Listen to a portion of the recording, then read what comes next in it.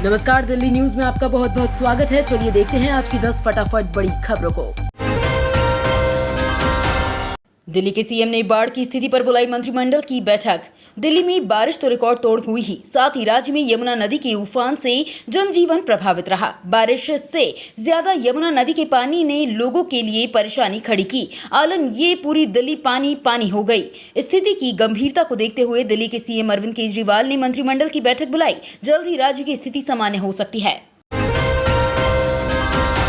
संजय सिंह का आरोप, दिल्ली की बाढ़ प्राकृतिक नहीं बीजेपी प्रायोजित आपदा है। आम आदमी पार्टी ने दिल्ली में बाढ़ के हालात के पीछे भाजपा और केंद्र सरकार की गहरी साजिश करार दिया है। आपका कहना है कि नफरत व दुर्भावना के चलते 9 से 13 जुलाई तक सारा पानी दिल्ली की ओर छोड़ा गया। राज्यसभा सदस्य संजय सिंह ने कहा कि दिल्ली में आई बाढ़ भाजपा व केंद्र सरकार द्वारा प्रायोजित थी। दिल्ली में 3 दिनों से बारिश नहीं हुई है, फिर भी यमुना का जलस्तर खतरे के निशाने को पार कर गया, क्योंकि हथनी कुंड से सारा पानी दिल्ली की ओर यमुना में छोड़ा गया। दिल्ली के अंदर बिना बारिश के जो बाढ़ आई है, ये एक प्रायोजित की हुई आपदा है, ये प्राकृतिक आपदा नहीं है। दिल्ली वालों के लिए राहत की खबर, चालू हुआ Okhla water treatment plant. Delhi में यमुना के जलस्तर में कमी आने के बाद ओखला वाटर ट्रीटमेंट प्लांट को चालू कर दिया गया है। इससे दिल्ली वालों को काफी राहत मिलेगी, क्योंकि बाढ़ का पानी घुसने के बाद राजधानी दिल्ली में पानी सप्लाई करने वाले 3 वाटर ट्रीटमेंट प्लांट बंद कर दिए गए थे। इससे दिल्ली के लोगों को पानी के संकट का सामना करना पड़ रहा था। दिल्ली के मुख्यमंत्री अरविंद केजरीवाल ट्वीट कर इस प्लांट के चालू होने की जानकारी दी। दिल्ली में अब 30 जुलाई को लगेगी लोक अदालत, बाढ़ के चलते लिया गया फैसला। दिल्ली में लगने वाली विशेष लोक अदालतों को बाढ़ के कारण फिलहाल स्थगित कर दिया गया है। लोक अदालतों के लगने का समय फिर से तय किया गया है। अब दिल्ली के सभी 7 न्यायालय परिसरों की 170 पीठों में 30 जुलाई को लोक अदालत लगेगी। इन लोक अदालतों में केवल डाउनलोड किए गए चालान नोटिस पर ही विचार किया जाएगा।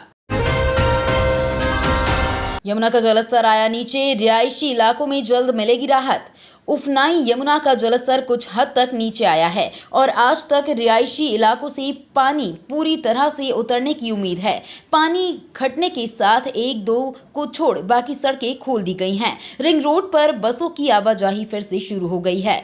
कश्मीरी गेट, तिब्बती मार्केट जैसे यमुना से सटे कई इलाकों से पानी उतर गया है, जबकि ITO पर जमा पानी को पंप से निकाला गया है। हरियाणा के हथनी कुंड बैराज से पानी की सीमित मात्रा छोड़ी जा रही है, इसलिए स्थिति नियंत्रण में है। दिल्ली के कनॉट प्लेस के पास बहुमंजिला बिल्डिंग में लगी भीषण आग। दिल्ली के कनॉट प्लेस की बहुमंजिला बिल्डिंग में आज आग लग गई। मौके पर 10 गाड़ियां आग बुझाने में जुटी हुई हैं। जानकारी के अनुसार कुछ देर पहले ही ये आग लगी है। अभी तक किसी के घायल होने की सूचना नहीं है। आग 9वें फ्लोर पर लगी है। जिस बिल्डिंग में ये आग लगी है वो CP के 12 खंबा के पास स्थित है। गनीमत ये रही कि बाहर तेज बारिश के चलते कोई बड़ा हादसा नहीं हुआ। दमकल विभाग के 50 कर्मचारी लगातार आग बुझाने का काम कर रहे हैं। दिल्ली के बाढ़ राहत शिविरों को दुरुस्त करने के लिए मंत्री अतीशी ने मुख्य सचिव को लिखा पत्र। पिछले दिनों हुई भारी बरसात और यमुना नदी का जलस्तर ऊपर आने के कारण देश की राजधानी के इलाके पानी में डूब गए हैं। हजारों की संख्या में लोगों के घर पानी में डूब गए, जिस कारण लोगों को अपना घर छोड़कर राहत शिविरों में शिफ्ट होना पड़ा है। इन राहत शिविरों में रहने वाले लोगों को काफी दिक्कतों का सामना करना पड़ रहा है। दिल्ली के राहत शिविरों में रह रहे लोगों की समस्याओं को तुरंत दूर करने के लिए दिल्ली सरकार की मंत्री अतीशी ने मुख्य सचिव को पत्र लिखा है। उन्होंने बाढ़ राहत शिविरों में पानी और शौचालय, बिजली और भोजन की गुणवत्ता की कथित कमी को तुरंत ठीक करने का निर्देश दिया। बाढ़ ने किया दिल्ली मेट्रो को मालामाल, एक दिन में 62 लाख से ज्यादा का सफर। मॉनसून की मूसलाधार बारिश ने देश की राष्ट्रीय राजधानी दिल्ली में तबाही मचा दी है। लगातार बारिश के चलते यमुना नदी उफान पर है, जिसके कारण दिल्ली बाढ़ का रौद्र रूप झेल रही है। जगह जगह जलभराव, सड़कें तालाब में तब्दील नजर आ रही हैं। यमुना के कारण शहर के बड़े हिस्से में बाढ़ आ गई और हजारों लोगों की आवाजाही बाधित हो गई। ऐसे में दिल्ली वासी आवागमन के लिए मेट्रो का सहारा ले रहे हैं। जुलाई में दिल्ली मेट्रो में सफर करने वाली यात्रियों की संख्या में उछाल देखा गया है, जिससे दिल्ली मेट्रो की आय में वृद्धि हुई है। सौरभ भारद्वाज ने LG को पत्र लिखकर दोषी अफसरों के खिलाफ कार्रवाई करने की मांग की।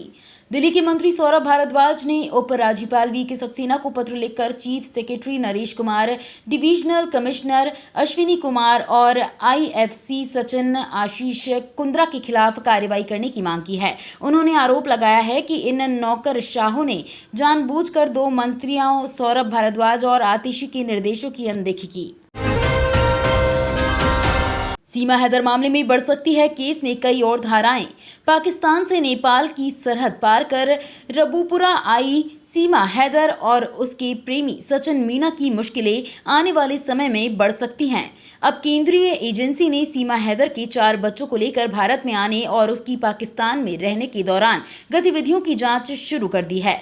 शुक्रवार और शनिवार को दिल्ली से आई 2 केंद्रीय एजेंसियों की टीम ने जिले में पहुंचकर जांच पड़ताल की। वहीं मामले की जांच कर रही जेवर पुलिस ने केस का नए सिरे से अवलोकन शुरू किया है। पुलिस टीम ने सीमा सचिन के बयान लेने के बाद बरामद किए गए सामान के आधार पर जांच आगे बढ़ाई है। आशंका जताई जा रही है कि केस में धाराएं बढ़ाई जा सकती हैं। तो ये थी आज की बड़ी खबरें। डेली खबरों से अपडेट रहने के लिए चैनल को सब्सक्राइब करना बिल्कुल ना भूलें। धन्यवाद।